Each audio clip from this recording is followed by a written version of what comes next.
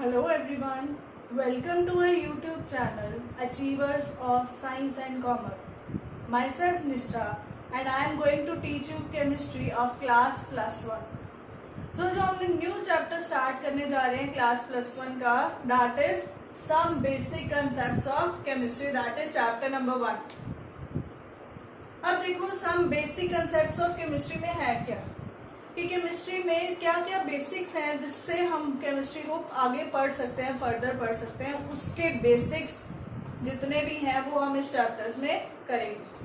सो इस चैप्टर में जो सबसे पहला टॉपिक है that is what do you mean bye chemistry. Chemistry है क्या? Introduction of chemistry. So chemistry क्या है? Chemistry is a branch of science. Science की ही एक ब्रांच है that deals with the composition, properties and nature of the matter. कि matter की composition क्या है, उसके अंदर क्या है, उसकी प्रॉपर्टीज कौन कौन सी हैं, फिजिकल और केमिकल प्रॉपर्टीज, और उसका नेचर किस तरह का है, वो किस तरह की रिएक्शंस दे सकता है. ये सारी चीजें कौन डिस्कस करता है? केमिस्ट्री. सो ये तो आगे इंट्रोडक्शन ऑफ केमिस्ट्री क्या है. आगे है importance and scope of chemistry. अब आपने देखा होगा कि केमिस्ट्री जो है हमारे अराउंड हर जगह पे है. फॉर एग्जाम्पल हम इंडस्ट्रीज की बात कर लें, हम अपनी एयर की बात कर लें, उसमें भी गैसेज हैं जिनमें रिएक्शंस हो रही हैं. ठीक है. उसके अलावा हम लोग मेडिसिन की बात कर रहे हैं. मेडिसिन कैसे बनती है? Due to chemical reactions. Polymers बात कर लें, जैसे पॉलीथीन बनता है. कोई भी इंडस्ट्री में चीज बन रही है वो कोई ना कोई केमिकल रिएक्शन के साथ इंटरलिंक्ड होती है. जितने भी ड्रग्स हैं, मेडिसिन हैं, जो हम लोग यूज करते हैं वो सारी कहीं ना कहीं इंटरलिंक्ड है किसके साथ? केमिस्ट्री के साथ. तो केमिस्ट्री का स्कोप और इम्पोर्टेंस जो है वो बहुत ज़्यादा है. हर जगह पे हमारे अराउंड हर चीज़ में केमिस्ट्री है. पानी में भी केमिस्ट्री है क्योंकि उसमें भी वाटर है that is form due to hydrogen and oxygen combination. So importance and scope of chemistry is very vast. We can not define it in single line. उसके बाद हमारा आ जाता है नेचर ऑफ मैटर. कि मैटर क्या होता है? What do you mean by matter? Matter is a substance, ठीक है, that has a definite mass. उसका एक मास होगा और वो ऑक्यूपाई करेगा कुछ ना कुछ स्पेस. सो मैटर क्या है? Matter is that thing that has definite mass and that occupies space. जिसको हम फील नहीं कर सकते बट फील करेंगे.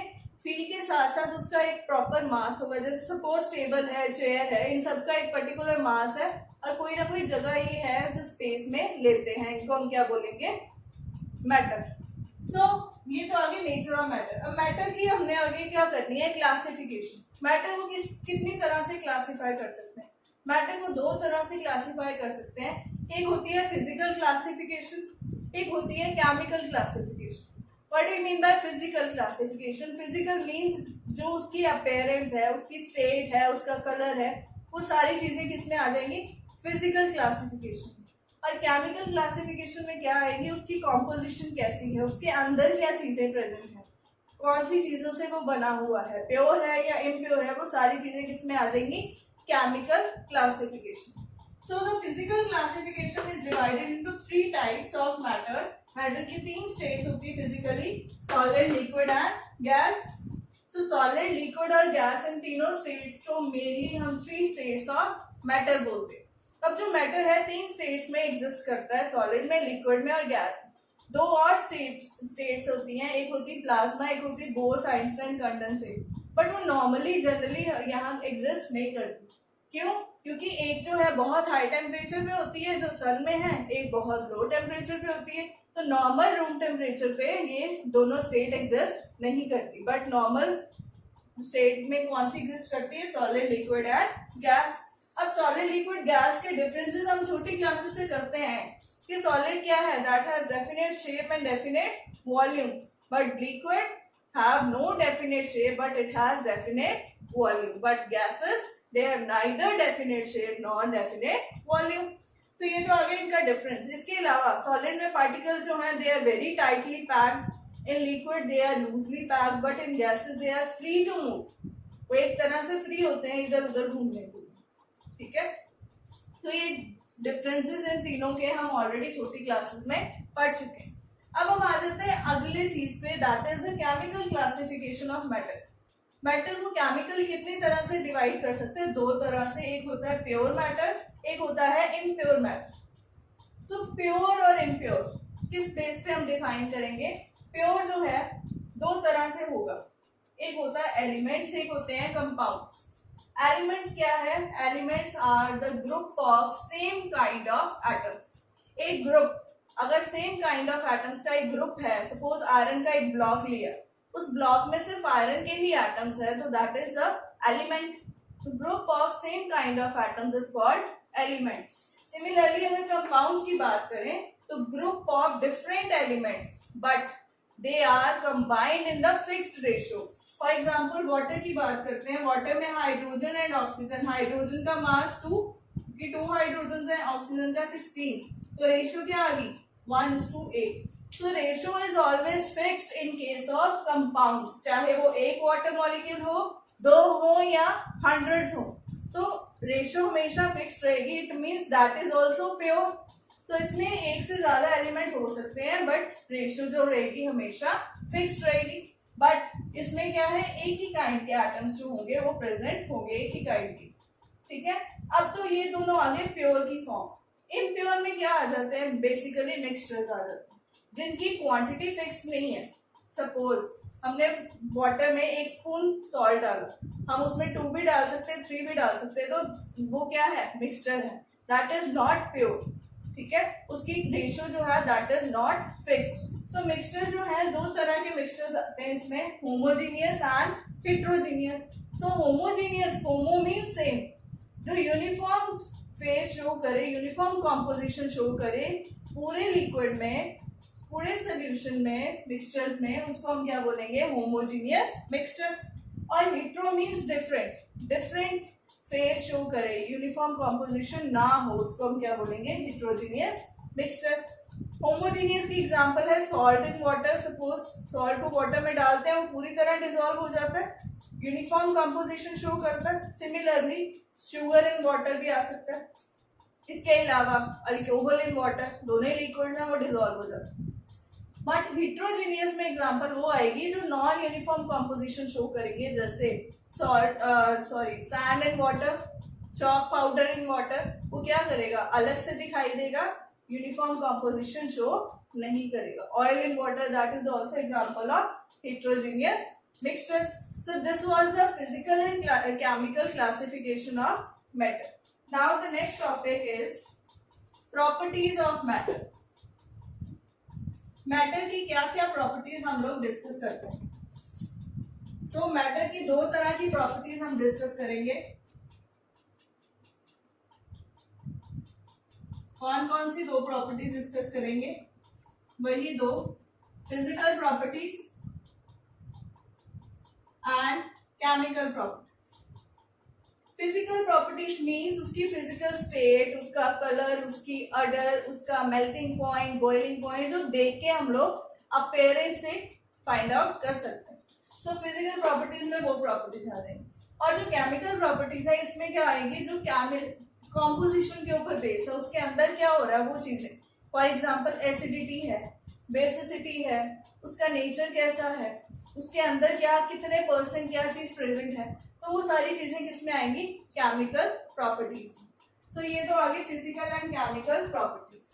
अब हम आ जाते हैं यूनिट इन मेजरमेंट। इनके यूनिट्स क्या हैं?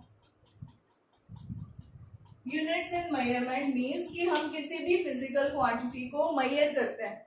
अब मेजर करने के लिए हमें एक स्टैंडर्ड रेफरेंस लेके चलना पड़ता है। That standard reference is called unit, और उसको हम क्या बोलते हैं? Unit in measurement. कि मतलब सपोज लेंथ है, लेंथ को मीटर, किलोमीटर, सेंटीमीटर, मिलीमीटर, ये सारे यूनिट्स है। बट कुछ स्टैंडर्ड यूनिट्स होते हैं जो हम लोग यूज करते हैं internationally, that is called SI units, जिनको हम इंटरनेशनल सिस्टम ऑफ यूनिट्स भी बोलते हैं। वो हर एक क्वांटिटी के, हर एक फिजिकल क्वांटिटी का क्या है? फिक्स्ड। सो यूनिट्स तो आगे स्टैंडर्ड रेफरेंस। अब हम बात करते हैं SI units of system. So the SI units of the system are, कौन कौन से सिस्टम आएंगे? लेंथ, मास, टाइम, टेम्परेचर, करंट, और इंटेंसिटी आ जाती है इसमें, amount of substance,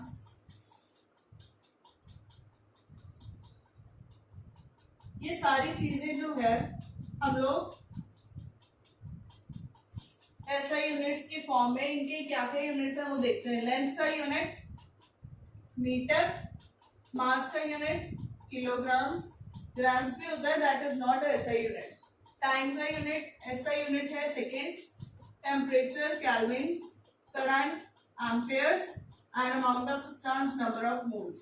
so these are the symbols for the units कि इन बेसिक फिजिकल क्वांटिटीज के क्या क्या यूनिट्स हैं जो हम लोग एसआई यूनिट्स की फॉर्म में यूज करते हैं। ठीक है, बट जरूरी नहीं है कि ये यूनिट्स आए, मीटर के अलावा किलोमीटर, सेंटीमीटर, मिलीमीटर ये भी यूनिट्स ही हैं, but they are not SI units. So SI units are these for these physical quantities. अब हम आ जाते हैं prefixes. What are the prefixes of these units? Prefixes का क्या मतलब है? Pre means आगे लगने वाले। Prefixes are those which are present before the units। जैसे suppose हमने मीटर किया, उसके अगर हम सेंटीमीटर लगा दें तो सेंटी क्या है? प्रीफिक्स है। सिमिलरली मीटर क्या आ गया, अगर हम मिलीमीटर लगा दें that is a prefix, kilometre लगा दें that is a prefix. So इस तरह से प्रीफिक्सेस यूज होते हैं। So centi is 10⁻², milli is 10⁻³ kilo is 10⁻³ इसी तरह और भी बड़े सारे यूनिट्स होते हैं। For example nanometre, nanometre 10⁻⁹, picometre, pico 10⁻12, femtometer, femto 10⁻15 up to so on। So these are the prefixes जो आपको बुक में टेबल प्रॉपर मिल जाएगा, जो हम लोग यूज करते हैं यूनिट्स को एक दूसरे में कन्वर्ट करने के। सो आप यहाँ पे देख सकते हो सेंटी कितने इक्वल है 10⁻² मीटर्स के। तो अगर आपने मीटर्स को सेंटीमीटर में करना है तो क्या कर सकते हैं, मल्टीप्लाइड बाय 100, और अगर सेंटीमीटर को मीटर में करना है तो डिवाइडेड बाय 100, वही है ना 10⁻²। So this is the prefixes which we will use in our units। so अब मान लेते हैं some quantities, some physical quantities जो हम लोग measure करते हैं। So next topic is some physical quantities।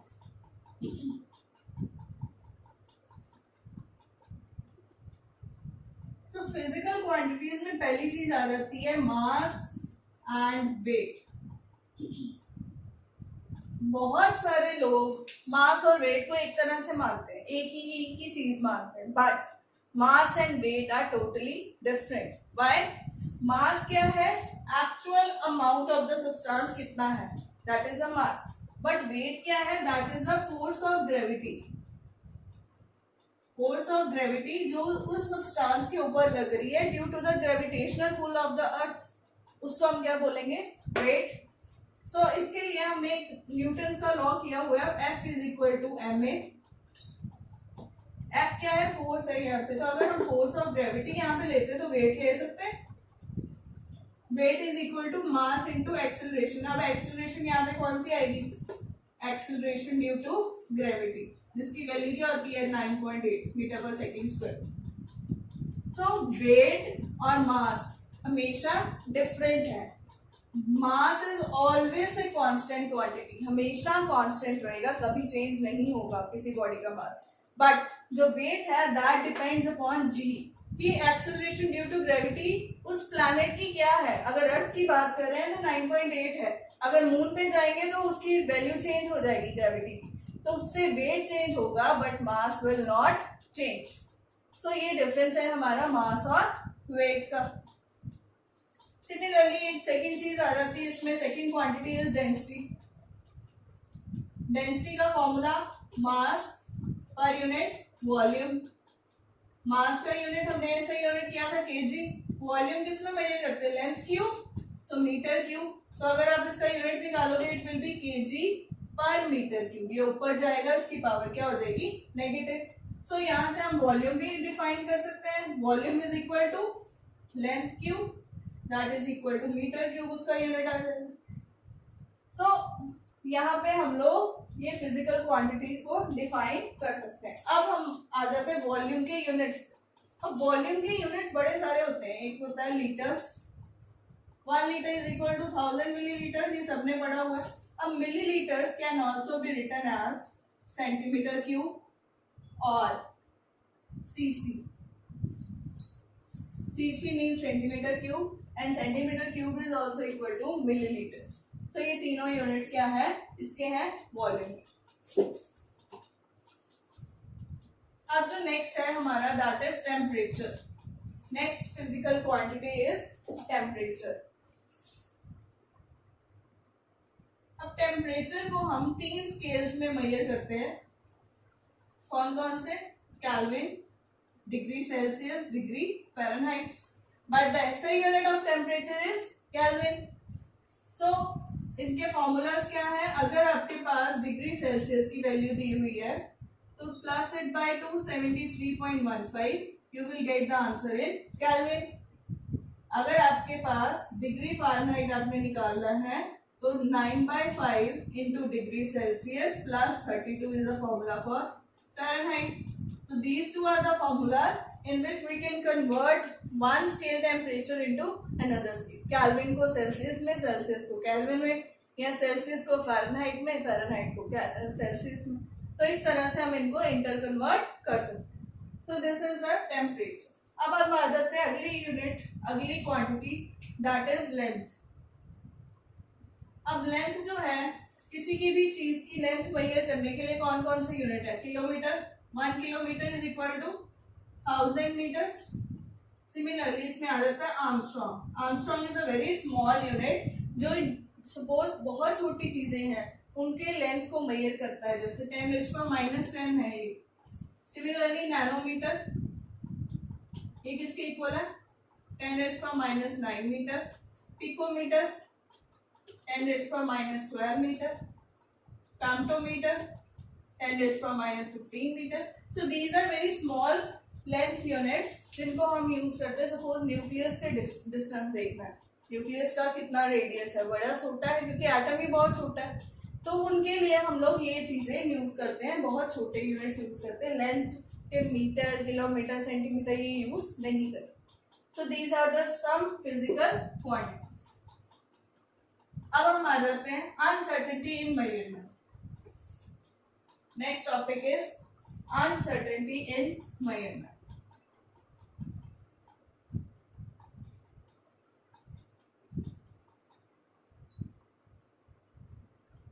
जब भी हम कोई चीज मेजर करते हैं, कोई एक्सपेरिमेंटल वैल्यू लेते हैं, उसको मेजर करने के लिए कुछ अनसर्टेनिटीज आती हैं, कुछ यूनिट्स या कुछ मेथड्स हमें लगाने पड़ते हैं. उसमें सबसे पहली चीज हमने डिस्कस करनी है साइंटिफिक नोटेशन. Scientific notation. तो अगर कोई नंबर आपको दिया है, सपोज 0.0020, ठीक है. अब हमने इसको बनाना है, यहाँ पे पॉइंट लाना है. सो 2 इंटू कितना आएगा, इसको हम लिख सकते हैं 2/what, ये तो 0 वैसे लगाइए, 2/1000. So this number can be written as 10⁻³ So this type of notation is called scientific notation, जिसमें हम नंबर इंटू 10⁻n की फॉर्म में किसी नंबर को लिखते हैं. तो scientific notation is in this form, n into 10⁻n. This is a scientific notation of any number. So अब इसमें क्या होता है, अगर हम राइट हैंड साइड की तरफ पॉइंट को शिफ्ट करते हैं तो पावर नेगेटिव आती है. अगर लेफ्ट हैंड साइड की तरफ पॉइंट को शिफ्ट करेंगे तो पावर पॉजिटिव आएगी. जैसे इसमें हमने यहाँ पे राइट हैंड साइड की तरफ इसको शिफ्ट किया तो पावर क्या आई? नेगेटिव. अगर हम इसको लेफ्ट हैंड साइड की तरफ शिफ्ट करते, फॉर एग्जांपल हमारे पास होता 45.6.23, ये है. अब हमने लेफ्ट हैंड साइड की तरफ यहाँ लगाना है तो हम लिखेंगे इसको 4.5623 इंटू 10⁻, क्या है, लेफ्ट हैंड साइड की मूव करेंगे 10⁻², तो पॉजिटिव पावर आएगी. सो लेफ्ट हैंड साइड पे जब पॉइंट को शिफ्ट करेंगे तो पावर विल बी पॉजिटिव, और जब अगर राइट हैंड साइड की तरफ शिफ्ट करेंगे तो power will be negative. So this is the scientific notation. Now the second thing in uncertainty of measurement is accuracy and precision. Second is accuracy and third is precision. So accuracy name से पता लग रहा है कि कितनी कोई experimental value accurate है, कितनी true value के पास है, तो उसको हम क्या बोलेंगे? accuracy. तो इसका फॉर्मूला क्या है? It's formula is mean value minus true value. जो हमारी मीन वैल्यू आती है, सपोज हमारे पास 10 ऑब्जर्वेशंस आई किसी एक्सपेरिमेंट की, 10 रीडिंग्स आई, उन 10 रीडिंग्स का मीन निकालना है. मीन कैसे निकालते हैं? Sum of all observations over total number of observation. So mean value निकालेंगे, माइनस करेंगे ट्रू वैल्यू जो उसकी एक्चुअल वैल्यू है, तो हमें पता लग जाएगा कि हमारी वैल्यू जो है कितनी एक्यूरेट है, कितनी करेक्ट है, कितनी ट्रू वैल्यू के पास है. तो this is the accuracy. And precision. Precision का क्या मतलब है? यहाँ हम देख रहे हैं कि ट्रू वैल्यू के कितने पास है, बट यहाँ हम देखेंगे कि ये वैल्यूज अपने कितने पास है. सपोज ये वैल्यूज हैं, ये वैल्यूज खुद के कितने पास है, कितनी प्रिसाइज है, उनको हम क्या बोलेंगे? प्रिसीजन. ये प्रिसाइज वैल्यू है. सपोज इसका फॉर्मूला होता है individual value minus arithmetic mean value. कि कोई एक वैल्यू उठानी है, हमने देखना है कि वो कितनी प्रिसाइज है, उस वैल्यू की लिख लो माइनस अरिथमेटिक मीन की वैल्यू, तो हमें पता लग जाएगा कि हमारी वो वैल्यू जो है कितनी प्रिसाइज. ठीक है. सो this is the next topic that is accuracy and precision. अब जो हमने नेक्स्ट स्टार्ट करना है that is also very important topic, that is significant figures. Significant figures. Significant figures क्या होती हैं? वो फिगर्स, वो नंबर्स, अगर हमें सपोज कोई वैल्यू दी है, उसके कितने डिजिट्स जो हैं हमें काउंट करने हैं, काउंटेबल नंबर्स हों, उनको हम बोलेंगे सिग्निफिकेंट फिगर्स. अब इसके लिए कुछ रूल्स हैं. So rule 1 is all the non zero digits are significant. So means जितने भी नॉन जीरो डिजिट्स हैं 4, 5, 6, 8 सपोज, तो इसमें कितने हैं non zero digits? 4. So number of significant figures कितने आ जाएंगे? 4. So rule 1 is all the non-zero digits are significant. Now rule 2.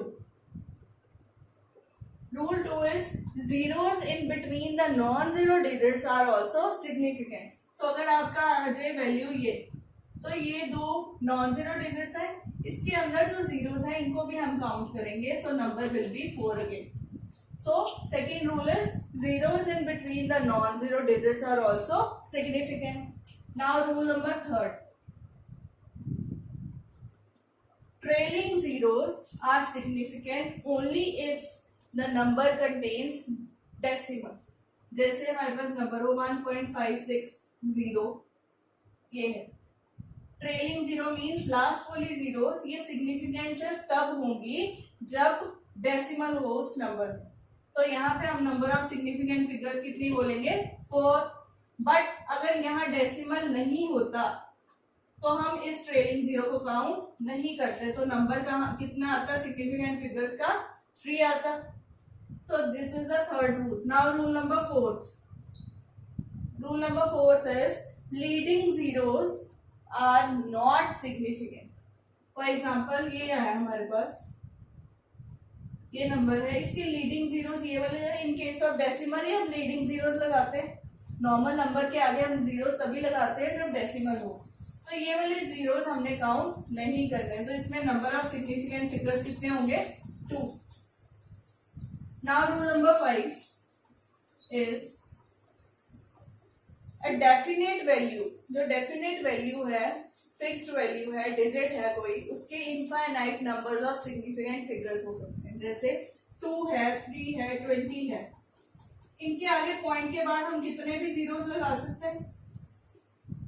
So ये सारे जीरोस काउंट होंगे. So a definite value will have infinite number of significant figures. So rule number 6 is, अगर आपका कोई scientific notation दिया हुआ है n into 10⁻n की फॉर्म, फॉर एग्जाम्पल 2.56 इंटू 10⁻−3, तो ये वाले को आपने काउंट नहीं करना, सिर्फ ये नंबर को काउंट करोगे। तो नंबर ऑफ सिग्निफिकेंट फिगर्स कितने हैं? 3। So these are the rules to find out कि सिग्निफिकेंट फिगर्स कैसे काउंट करते हैं। अब हमने करना है कि सिग्निफिकेंट फिगर्स ऑपरेशनल कैलकुलेशन में कैसे निकालते हैं। ऑपरेशनल कैलकुलेशन का क्या मतलब है? ऑपरेशनल कैलकुलेशन,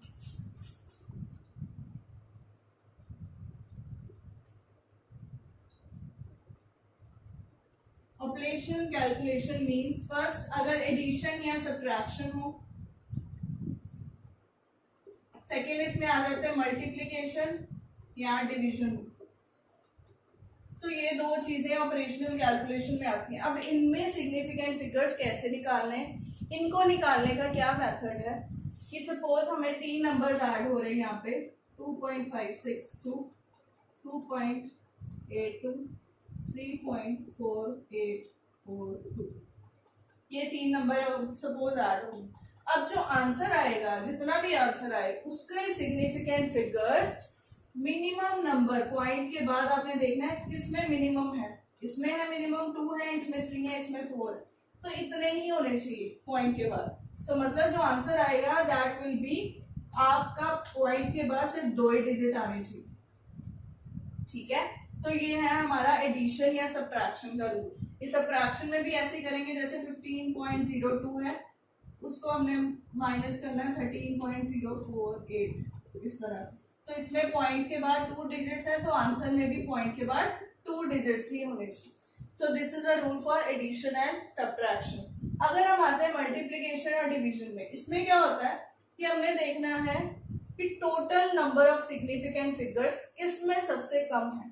फॉर एग्जाम्पल हमारे पास है 23.48, इसको मल्टीप्लाई कर रहे हैं 1.2 के साथ, तो सबसे कम सिग्निफिकेंट फिगर टोटल इसमें कितने हैं? 2 है। तो हमारे आंसर के भी नंबर ऑफ सिग्निफिकेंट फिगर्स 2 ही होने चाहिए, उससे ज्यादा नहीं होने चाहिए। तो इसमें हमने पूरा डिजिट देखना है और इसमें हमने पॉइंट के बाद वाले डिजिट्स देखना।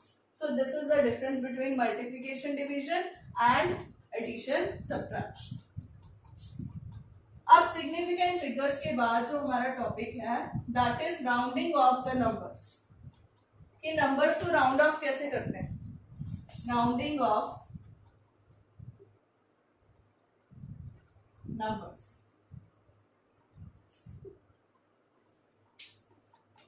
अब राउंडिंग ऑफ का क्या मतलब है? सपोज हमारे पास है 28.8648, हमने ये डेसिमल के बाद सिर्फ यहाँ पे ये खत्म करना, तो हमें ये वाले नंबर्स को राउंड ऑफ करना पड़ेगा। ठीक है, अब वो राउंड ऑफ करने के लिए 3 रूल्स हैं। First, if last digit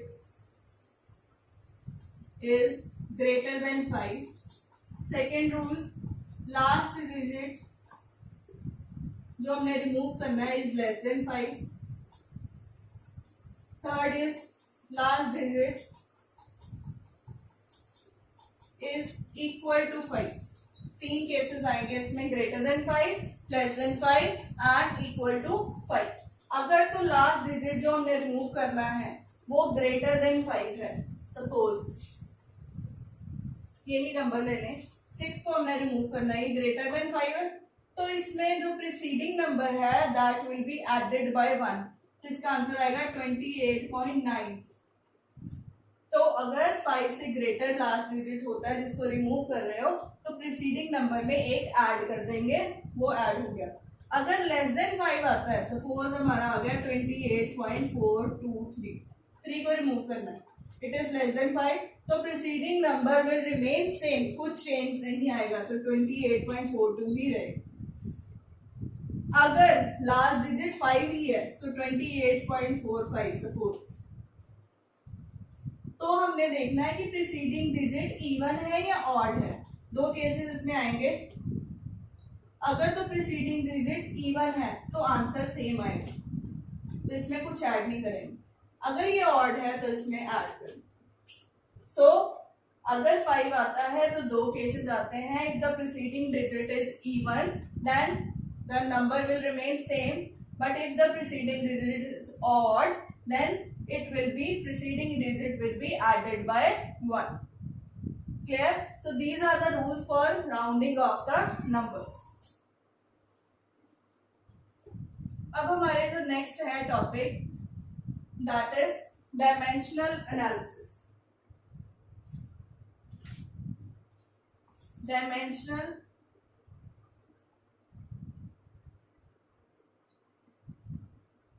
dimensional analysis क्या है कि किसी का यूनिट, बेसिक यूनिट अगर हमें पता है, बेसिक ऐसा यूनिट हमें पता है, हमें उसको किसी और यूनिट में कन्वर्ट करना है, ठीक है, तो उसको हम डायमेंशनल एनालिसिस बोलते हैं। फॉर एग्जांपल हमें क्वेश्चन दिया है कन्वर्ट 2 days इनटू सेकेंड्स, तो बेसिक यूनिट सेकेंड है, 2 days को कन्वर्ट करना है। 1 day में हमें पता है 24 आवर्स होते हैं, 1 आवर में 60 मिनट्स होते हैं एंड 1 मिनट में 60 सेकेंड्स होते हैं। एक डे में ये तीनों, बट 2 days में अगर करना है तो इस सबको क्या करेंगे, 2 से मल्टीप्लाई। सो इस तरह के क्वेश्चन जब आते हैं जिसमें एक यूनिट को दूसरे यूनिट में कन्वर्ट करना है, दे आर डायमेंशनल एनालिसिस। अब इसमें कुछ चीजें हैं, कन्वर्जन फैक्टर्स आते हैं जो हमें फिक्स्ड क्वांटिटीज लर्न करनी पड़ती हैं। जैसे 1 angstrom is equal to 10 raised to -10, 1 inch is equal to 2 point something centimetre. तो वो चीजें हमें याद करनी पड़ती। तो 1 centimeter cube is equal to 1 milliliter, that is also equal to 10 raised to -3 litre. तो ये बेसिक यूनिट्स जो है हमें लर्न करने पड़ेंगी, किसको किस में कन्वर्ट कैसे कर। For example 1 calorie is equal to 4.18 joules. तो ये जो है यूनिट्स जो है ये fixed. So these are the important conversion units.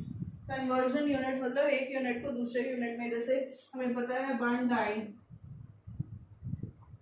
And raised to 5 newtons. तो इस तरह से हम किसी भी एक यूनिट को दूसरे यूनिट में कन्वर्ट कर सकते हैं with the help of conversion factors. वो कन्वर्जन फैक्टर्स जो है वो हमें टेबल की फॉर्म में आपकी बुक में दिए हुए हैं, वो आपको वहां से लर्न करने हैं। So this was all about today's topic. Next जो है हमारे law of chemical combination start होंगे, that we will discuss in the next lecture. Till then thank you so much for watching my video. Keep liking and sharing it with your friends. If you have not subscribed our channel yet, please do subscribe for recent updates. If you have any problem, any doubt related to the topic, you can send me in the comment box. I will reply. Thank you so much. Bye-bye.